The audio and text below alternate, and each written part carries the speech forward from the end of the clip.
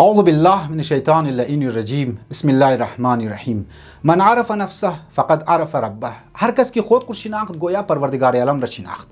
مسئله شناخت حقیقی در دنیای امروز در نظر از ما یک موضوعی هست که تمام از ما شما نیاز داره بریزی سوچ کنی، بریزی فکر کنی و اصل مو حقیقتی از خودی خورم شما باید پیدا کنی. عزیزان محترم، شما توقین اگر مو شناخت را تقسیم کنی دو قسم شناخت د منی روایات و منی سیره اهل بیت علیهم السلام که بریز مو رسنده و مو باید بفهمی دو قسم شناخت را بیان کرده که یکشی منفی و یکشی مثبت.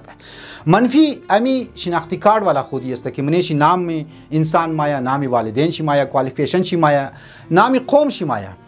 و اگر انسان ها که امروز متاسفانه دمزی شناخت خود محدود کرده و مشکلات ایجاد کرده، از خاطر امزی شناخت و دیده که تعصب ایجاد میشه، عصبیت ایجاد میشه، تنگ نظریه مایا ما بین قوم ها، مسائل پراپرتی که پیش مایا، زمین ها قبضه میشه، باردرات جور شده در دنیا مختلف ممالک را که انسان توق مونه.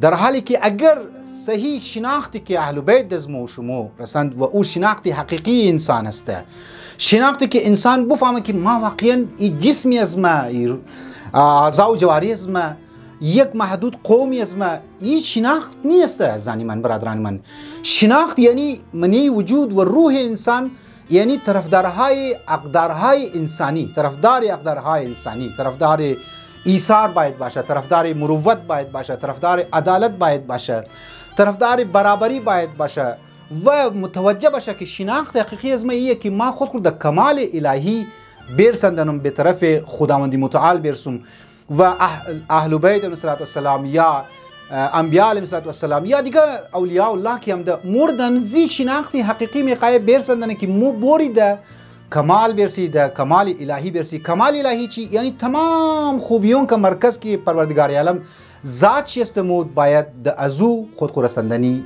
است. عزیزان محترم، خودی شناختی کارت والا یا در دیگه معنی خودپرستی، کد روحانی خودی کد حقیقی خودی فرقش بسیار واضح است. خودی حقیقی یعنی عظمت روح و شخصیت امو وسعت بودن چی علامت و آدمی را منیشی انکساری میره، منیشی گفتم فداکاری میره، منیشی امو اقدارها را منیشی در وجود میره و طرفدار اقدارهای انسان را مونه. جبکه انسانی که خودپرست باشه، یک محدود قوم را طرفش سوچ کنه، یک محدود محله خود سوچ کنه یا یک طایفه مخصوص خود طرف سوچ کنه، اما شناختی کارت والا خودی خود فکر خود محدود کنه، پس انسان از مقام والا، از مقام بسیار بلند در مقام پست کسته میرسه، در مقام بسیار رزیله کسته میرسه و انسان را نابود مونه، اسفل سافلین میرسه، کل انعام بل هم ازل کسته میرسه، یعنی چارپایه ایوانها ولی است، لیکن مگه ازو قدرم پستر. چرا عزیزان من پروردگار عالم ایره مگه که از حیوان هم پستر میشه؟ چون که منیست تو طاقت و قدرت و صلاحیت یزی چیز موجوده که تو خود در مقام وعلا برسندنی، در مقام کمال برسندنی، خوبیار مرکز شد تو اختیار کنی، لیکن تو امو قوه حیوانی خود طرف چی توجه میدی و ازو قدرم چرا پستر میشی؟ چون که طرفی ازی کمال خود، طرفی روحانی کمال خود توجه نمونی. این ده خدمت شما بگم، اونهایی که در شناختی کارت والا خودی مبتلا میشه، اونها فقط و فقط برای ذاتی مقاصد خود کار منه و منفعات از خود اونها دیگران را حتی ممکنه که استعمال کنه، در حال که خودی الهی یعنی که یک روحانی کیفیت کی نامش است. ای مابینش ایثار مایه که مومن گری در واقع حادثه عاشورا ای چیز نمو پیدا کرد و خود نشان داد و همون اهل بیت علیهم السلام که میتونستن بسیار در خوب طریقه در او زمان کدی حکومت های جور و فاسق اونها یک جایش متحد شدن و زندگی دنیوی خود اونها پیش ببرن، لیکن اونها این کار را نکردن. به خاطر چی؟ به خاطر امزی نقطه خودی الهی. امیدوار هستم که ما شما هم در خودی الهی خود کسته برسی، نه در خودی شناختی کارت والا. عزیزان محترم، در نظر اسلام مطلوب و پسندیده حب نفس و خودخواهی اویه که انسان را در راه مستقیم ببره و از هر انحراف کجروی انسان را دور بیله و در همزی راه اگر انسان باشه خوشبخت میشه و سعادت میشه، یعنی سعادت همیشگی نصیب شی میشه.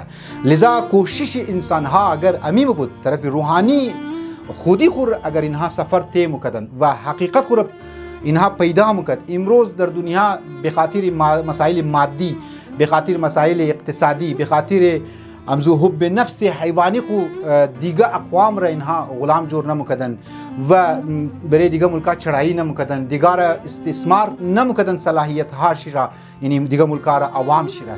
لذا مو وقتی که نظام سرمایه‌داری را مینگرنی اونها دمزی خودی حیوانی خو مبتلا شدن و چون که در خودی حیوانی خو مبتلا شدن عزیزانی من، برادرانی من، اینها آمدن چون که حیوان شدن دیگه، یعنی درنده شدن، آمدن گای بری افغانستان حمله مونن، گای بری یمن حمله مونن، گای بری سوریه حمله مونن، گای دیگه عراق حمله مونن. افرادها هزارها لاکان افرادها لقمه اجل جور میشه، لیکن اینها تسی مس نمیشه. چرا؟ چون که اینها حیوان جور شدن، اینها طرفی همو حیوانی خودی خود توجه داد.